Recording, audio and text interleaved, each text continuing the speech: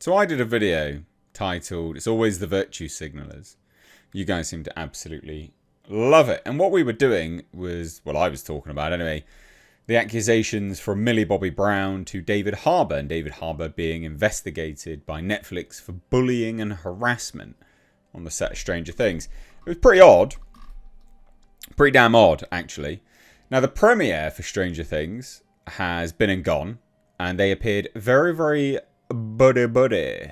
And not only that, the producers, directors, showrunners were all asked about this, and they didn't deny it. In fact, they were rather diplomatic in their responses. So, I mean, it happened. To what degree? Who knows? I still firmly stand by the fact that it's probably, I don't know, a few situations. Millie Bobby Brown being effectively a child, grown up in a mollycoddled world, probably doesn't like people being remotely stern towards her. And David Harbour being a bit of a virtue signaling douche, but still pretty much a middle of the road bloke that would by and large just be like, come on now, hurry up, are you late? Come on, let's not be late. You know, normal stuff, bit of a straight talker.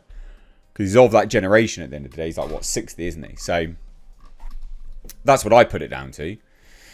But now we've got reports from Variety. And Variety are like, how the Stranger Things premiere also worked as damage control. Yeah, they did some... Yeah, they used it as damage control. They were like, shit, we need to get a lid on this story. We need to wheel out the PR, make them appear like they're good friends and there's no issues. Shit. Like, just get them out there quick. And it's very, very funny. It's very funny. So I thought we'd take a look at it because, of course, I did that video, right? Got to do an update up on this story as it develops. But as it says here, David Harbour is not having a good month.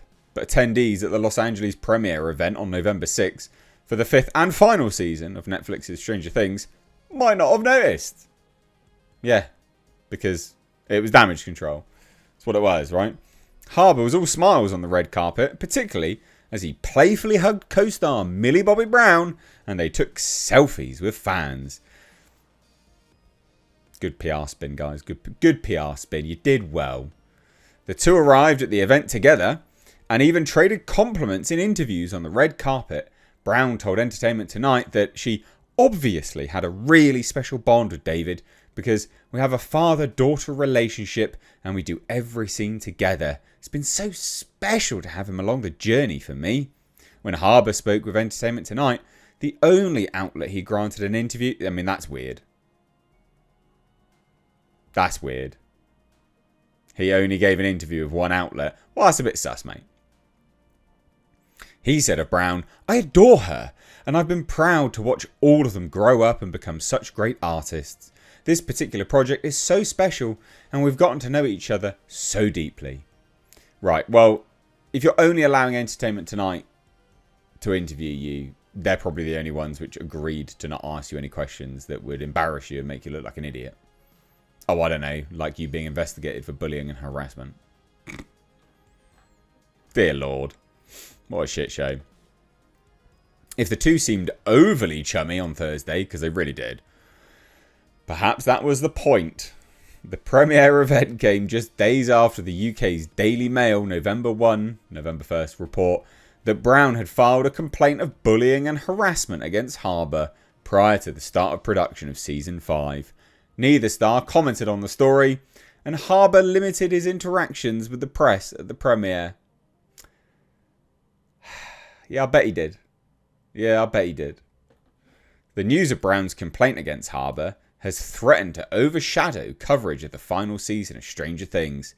But insiders say that even before the recent news, Harbour wasn't expected to take part in press junkets for the show due to his busy filming schedule.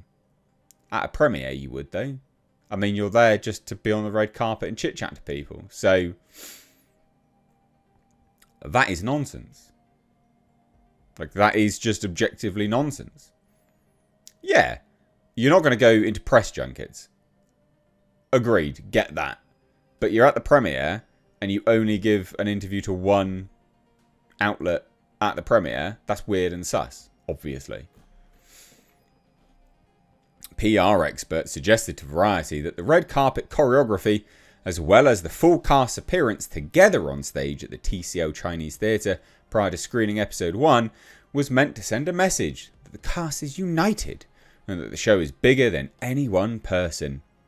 The goal in these situations is to make it no worse, one crisis PR exec said. Oh, so funny. Instead, Netflix leaned into the imagery of Harbour and Brown being playful on the carpet, posting a video of the two as they greeted fans. Brown's fashion brand, Florence by Mills, liked the video and posted a heart emoji.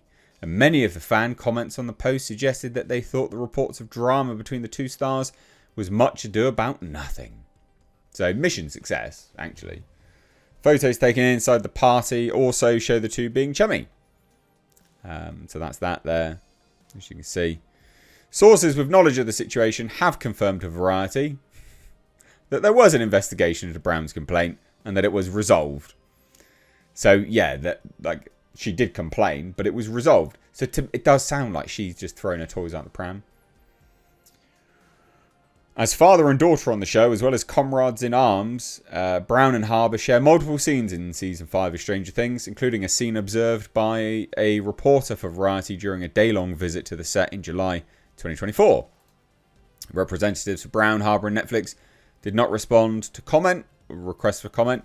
On the carpet, the show's creative leaders, Matt Ross, Duffer, and executive producer Sean Levi, were asked about the complaint directly by the Hollywood Reporter. While they declined to speak about the actors by name, they all spoke about the importance of ensuring their cast feels safe within the family atmosphere of the show.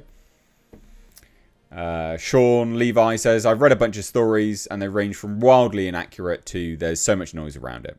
But the truth is that we view this crew and this cast as family, and so we treat each other with respect, and that's always been bedrock. We've been doing this for 10 years with this cast, and at this point they're family and we deeply care about them. So nothing matters more than just having a set where everyone feels safe and happy. So she didn't feel safe and she wasn't happy is the long and short of it. It's quite funny. It's quite funny. The Daily Mail report was sourced to a friend of Harbour's ex-wife, Lily Allen. That's of note because the story of Brown's complaint broke amid a flurry of attention surrounding Harbour's divorce from singer-songwriter Allen, whose new album West End Girl goes into extensive detail about Harbour's alleged infidelity, as in the song Pussy Palace. Never thought I'd be saying that.